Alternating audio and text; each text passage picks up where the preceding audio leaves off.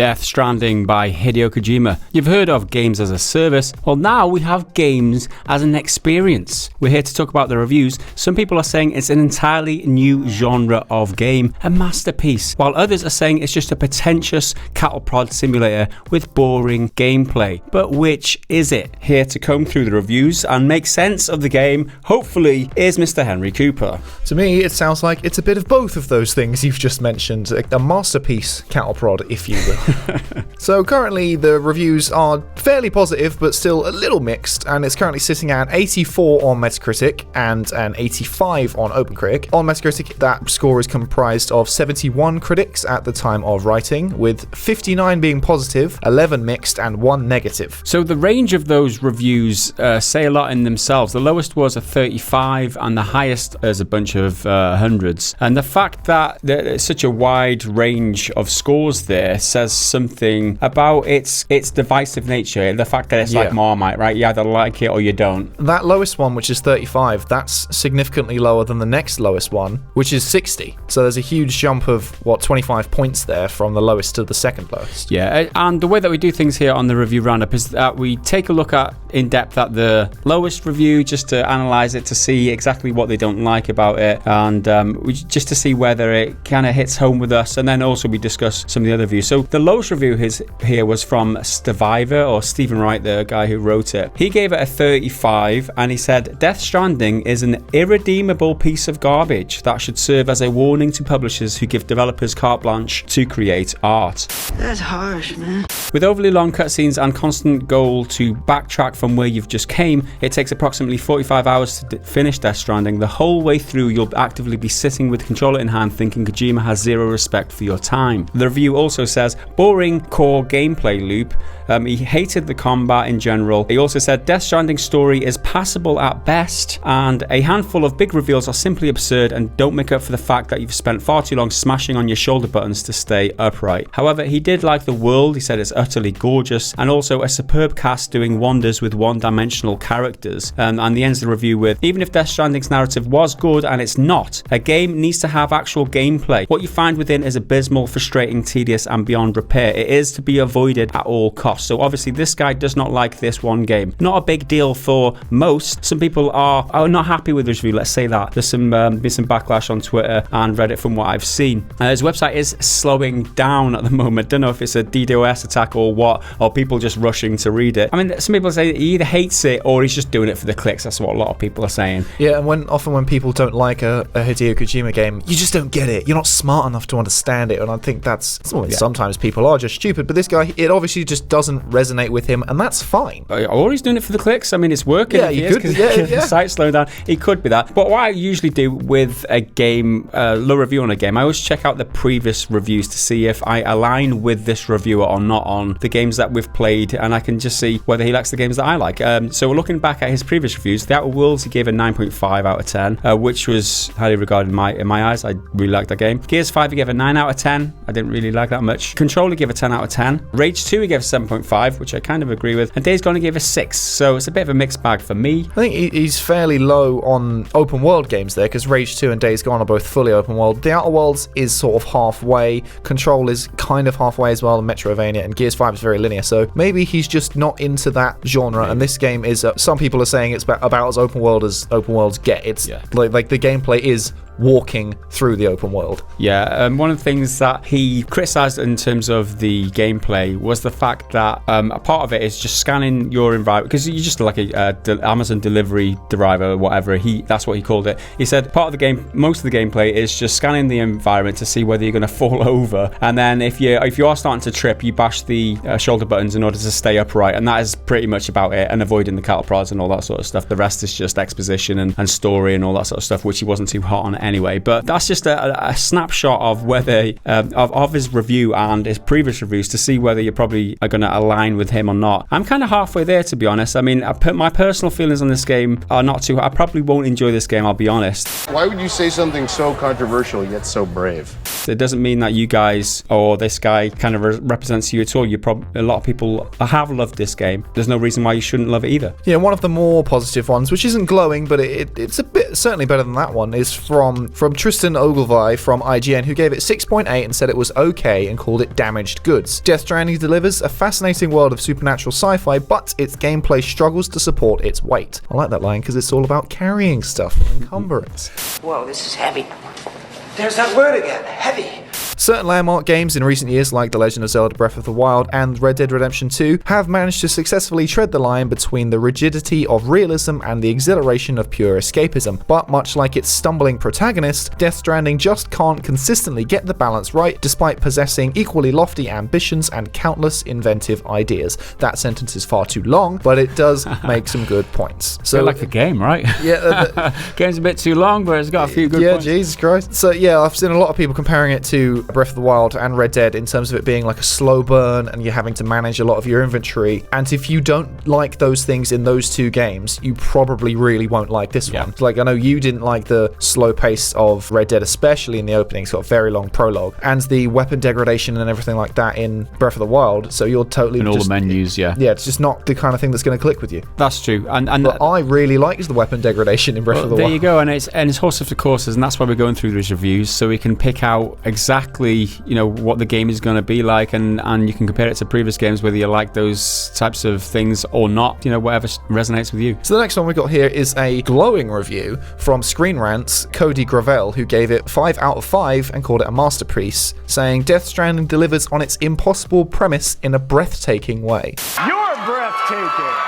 Hideo Kojima promised the world that he'd be delivering a new genre, and his friends and those who had tried the game in its infancy dared to dream that Death Stranding could be revolutionary. It's not the best game ever made, but it's one of the best experiences in modern gaming. Death Stranding delivered on its impossible promise in a breathtaking way, and is a must-play for everyone who has ever held a controller and wondered about what comes next. So he's kind of saying the game's ahead of its time, but it's not the best game, it's one of the best experiences. But saying it's not the best game and then giving it a 100% score seems a bit imbalanced to me. Yeah, it seems a bit contradictory, but there you go. That's what this guy thinks, and respect to that. Let's move on. GameSpot gave it a 9. Cali Plag. Alone but Not Lonely was the title. Death Stranding is a hard game to absorb. There are many intertwining threads to its plot, and silly names, corny moments, and heavy exposition belie an otherwise very simple message. That comes through much more clearly in the game's more mundane moments, when you find a desperately needed ladder left behind by another player, or receive a letter from an NPC thanking you for your efforts. It's positive without ignoring pain. In fact, it argues in both its story and its gameplay that adversity itself is what makes things worth doing and life worth living. Isn't that nice? It's a game that requires patience, compassion, and love, and it's also one we really need right now. How about the gameplay? Yeah, the game is supposed to be a chore to play because that's one of the themes, and I'm like, that sounds cool, like artistically, but it doesn't sound fun. That's what a game's supposed to be, right? Yeah, a game is for escapism, which is one reason to play a game. You can play a game for its artistic merit. So I think it depends what you're looking for. Fun isn't the primary objective of this game, which may be contradictory to what a game is for. It's probably why I'm not anticipating this game, because gameplay is a huge part of my enjoyment of something, and it just doesn't wash with me if it's just like long exposition, long cutscenes, that kind of stuff. And I'm not a big fan of Hideo Kojima's prior work. Brave, but foolish, my old Jedi friend. I've just not connected with it. I mean, it's just my personal taste. Don't lynch me for that, guys.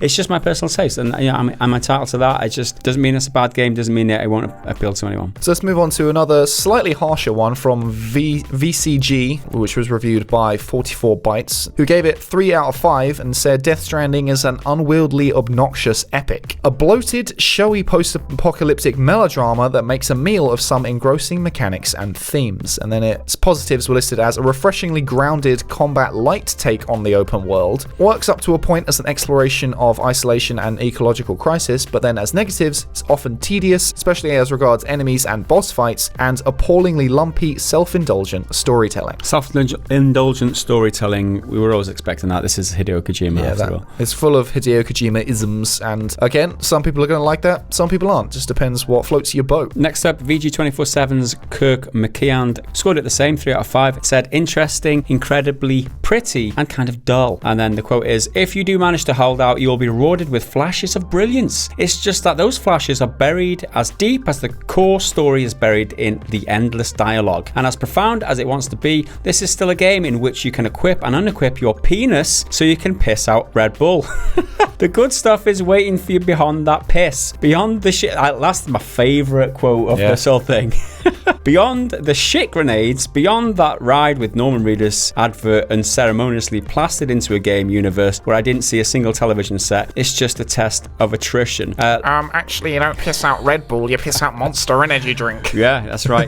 This game is filled with celebrity cameos and product placements, and the fact that Norman Reedus' TV show is advertised in the game, as well as Monster Energy drinks and numerous other famous celebrities that we know have been in the game. If that is immersion breaking for you in a game that's supposed to be quite immersive, you would have thought. And story driven. I don't know. There's another question mark over that for me. That does come across as a barrier for me, but then when I see the ad for the Norman Reedus show, I'm like, that's just the worst thing. What the fuck's that doing there? But it also seems to me that's not a corporate decision. That's just Kojima being a massive fangirl. And again, that's something you can either get with or you can't. Another really positive one from Push Square, which isn't really surprising considering they are a PlayStation focused outlet. This comes from Liam Croft, who gave it a 10 out of 10 and called it outstanding, and the title was I'm Not That Fragile. Following years of mysterious anticipation, Death Stranding delivers on all fronts. An accomplished, fascinating set of gameplay mechanics allow you to make deliveries the way you want to, just like we all wanted.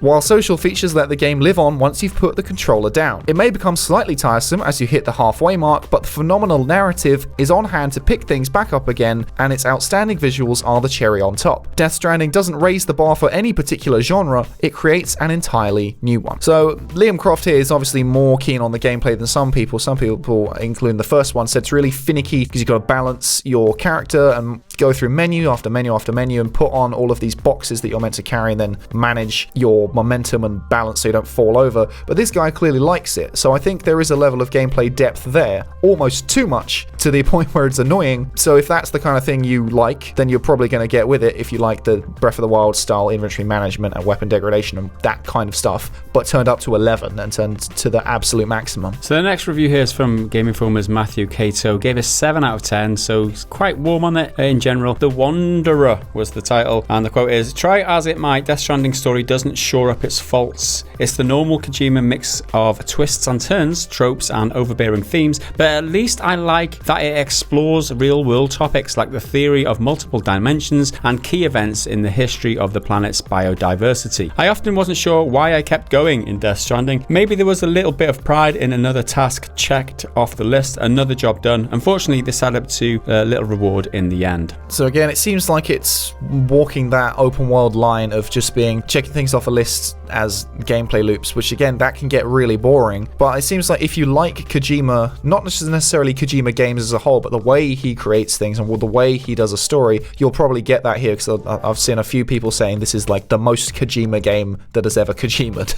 Yeah, and to say something positive about it, because you might have guessed that I'm not entirely enthralled by this game. At least it's something new. At least he's trying something new. At least it's breaking new ground. That's my whole driving force for anything about this. I'm like, yeah, this looks shit, blah blah blah, but it's a brand new IP that's come out of the gate and got 80 on Metacritic for a first project from a brand new studio. Yeah, I mean, at the very least, it's something new, and in an industry which is just saturated with these games as a service type of things, and you just know what to expect. You've played one, you've kind of played them all, looter shooter, kind of that kind of thing. People are just chasing money. This is done for the love of it, right? Hideo Kojima had a vision. He's an artist in a way, and this is what he's going for, and I highly respect that, even if I do not or will not like this game. Yeah, exactly. I mean, I don't know for sure, but that's my summation based on this information. I probably won't enjoy playing this game, but still, I like that it exists. What you did was very spiteful, but it was also very brave and very honest, and I respect you